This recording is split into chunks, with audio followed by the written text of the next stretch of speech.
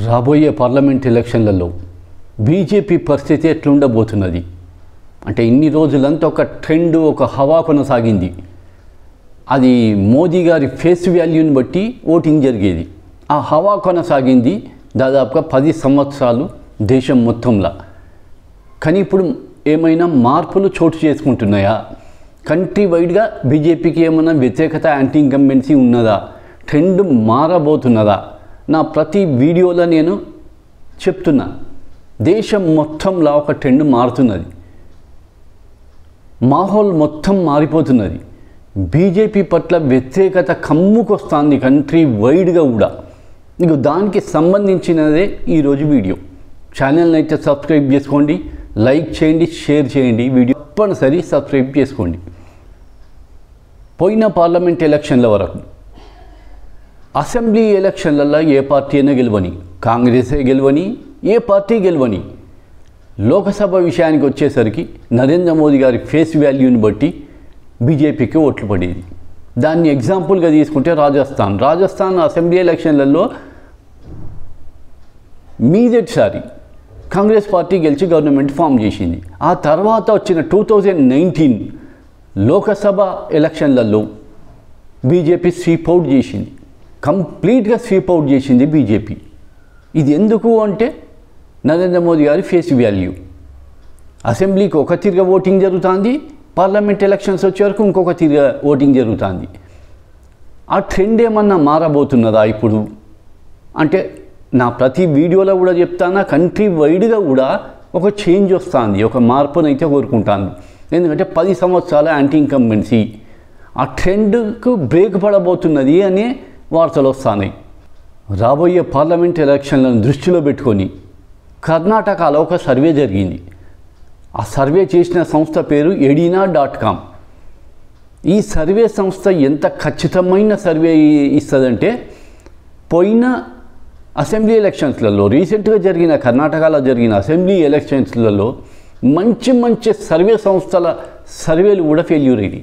కానీ ఈ edina.com వాళ్ళ సర్వే 100% సక్సెస్ఫుల్ అయ్యి వాళ్ళు ఎట్లయితే చెప్పిందో 100% రిజల్ట్ అట్లనే వచ్చింది. వాళ్ళు పార్లమెంట్ ఎలక్షన్ల దృష్టిలో పెట్టుకొని కర్ణాటకలో ఒక సర్వే చేసిండ్రు. వాళ్ళు ఈ సర్వే వాళ్ళు ఏ టైంలో చేసిండ్రు అంటే February 15th రోజు స్టార్ట్ చేసి March 5th వరకు చేసిండ్రు. రీసెంట్గా చేసిన సర్వే ఇది. ఎంతమందిని సర్వే చేసిండ్రు అంటే 52,675 మందిని సర్వే చేసిండ్రు. వీళ్ళ సర్వే కూడా ఒక కొత్త రకంగా ఉంటుంది, డోర్ టు డోర్ పోయి అడుగుతారు పబ్లిక్ను. ఈ రకంగా చేస్తారు వీళ్ళు సర్వే. పోయిన అసెంబ్లీ ఎలక్షన్లలో కాంగ్రెస్ పార్టీకి 130 to 140 సీట్స్ వస్తాయని చెప్పిండ్రు. 130 to 140 సీట్స్ వస్తాయని చెప్పిండ్రు.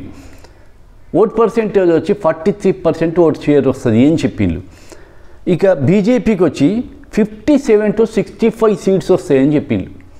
ఓట్ షేర్ వచ్చి 33% ఓట్ షేర్ వస్తుంది అని చెప్పిండ్రు. సేమ్ రిపీట్ అయింది, సేమ్ రిజల్ట్ వచ్చింది. కాంగ్రెస్ పార్టీకి 135 వచ్చిండ్రు, వాళ్ళు చెప్పింది ఎంత 130 to 140 చెప్పిండ్రు. బీజేపీకి వచ్చి 66 సీట్స్ చెప్పిండ్రు, వాళ్ళు చెప్పింది ఎంత 57 to 65 చెప్పిండ్రు. ఈ రకంగా అసెంబ్లీ ఎలక్షన్లలో 100కి 100% జెన్యూన్ సర్వే ఇచ్చిండ్రు వీళ్ళు. ఏ పెద్ద సర్వే సంస్థలు అది కూడా తప్పైపోయింది. వాళ్ళు ఈ పార్లమెంట్ ఎలక్షన్లలో ఎవరికి ఎన్ని సీట్లు వస్తాయి, కాంగ్రెస్ పార్టీకి ఎన్ని సీట్లు వస్తాయి, బీజేపీకి ఎన్ని సీట్లు వస్తాయని చెప్పిండ్రు. వీళ్ళ ప్రకారంగా కాంగ్రెస్ పార్టీకి 17 పార్లమెంటు సీట్లలో కాంగ్రెస్ పార్టీ గెలవబోతోంది. ఇక బీజేపీ జేడీఎస్ కుమారస్వామి ఇద్దరు అలయన్స్లో ఉన్నారు, వీళ్లకు 11 సీట్లలో గెలవబోతాను వీళ్ళు. కాంగ్రెస్ పార్టీకి 17, బీజేపీకి వచ్చి 11 సీట్లలో గెలవబోతాను. కాంగ్రెస్ పార్టీకి వచ్చి ఓట్ షేర్ 43.77%, బీజేపీకి ప్లస్ జేడీఎస్కు కలిపి vote share 42.35% vote share. Karnataka రాష్ట్రంలో ఉన్న మొత్తం పార్లమెంటు స్థానాల సంఖ్య 28. పోయినసారి స్వీప్ అవుట్ చేసేసింది బీజేపీ. ఈసారి 17 సీట్లు నష్టపోతుంది అక్కడ బీజేపీ పార్టీ. 17 సీట్లలో కాంగ్రెస్ పార్టీ గెలవబోతోంది. సేమ్ తెలంగాణలో కూడా అదే రిపీట్ అవుతుంది.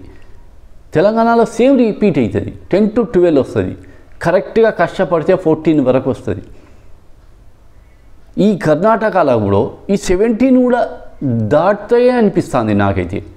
బీజేపీకి జేడీఎస్కు 11 వచ్చుడు కూడా కష్టం అనిపిస్తుంది. కాకపోతే ఇంకా కొంత టైం ఉన్నది కాబట్టి, ఇంకో 1 month టైం ఉన్నది కాబట్టి చేంజ్ జరగవచ్చు. అయితే ఈ కాంగ్రెస్ పార్టీకి వచ్చే 17 సీట్లల్లో 7 సీట్స్లల్లో neck and neck fight, tough fight ఉన్నదట.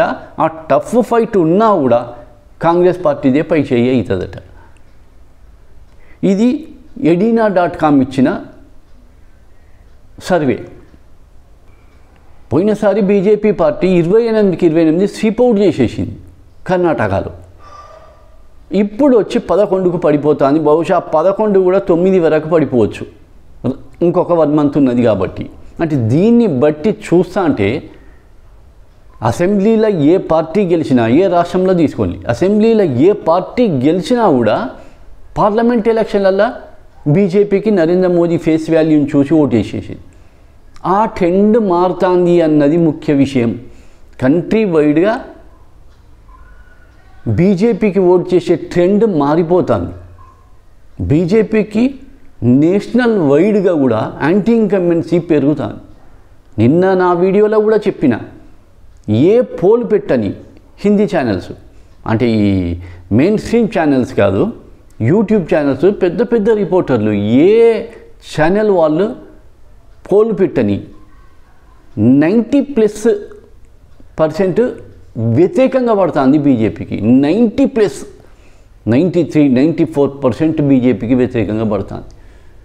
కంట్రీ వైడ్గా కూడా మాహోల్ మారిపోతుంది. అంటే పరిస్థితులు మారిపోతున్నాయి, చేంజెస్ వస్తున్నాయి కంప్లీట్గా. ఈ చేంజ్ను అబ్జర్వ్ చేస్తుంటాను నేను. ప్రతి 1 అవర్కు నేను అబ్జర్వ్ చేస్తుంటా ఈ చేంజెస్ను. దానివల్ల రాబోయే పార్లమెంట్ ఎలక్షన్లల్లో బీజేపీ గవర్నమెంట్ ఫామ్ చేసుడు కష్టము అని చెప్పేది వీటి వల్లనే.